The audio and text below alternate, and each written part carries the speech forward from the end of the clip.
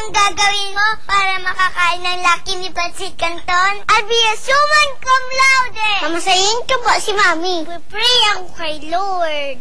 Sasabihin ko po kay Mami, you're the best! Di na po ako magiging pasaway. Assignment now, TV later. Maliligo na po ako araw-araw.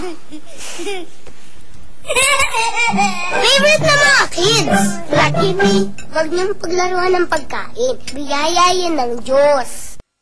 Ano gagawin ko para makakain ng Lucky me? I will bring home 10 medals! Sasabihin ko kay Mami, ang ganda-ganda mo. Niligpit ko rin po ang mga toys ko at ang sarili ko po. Favorite na mga kids! Lucky me!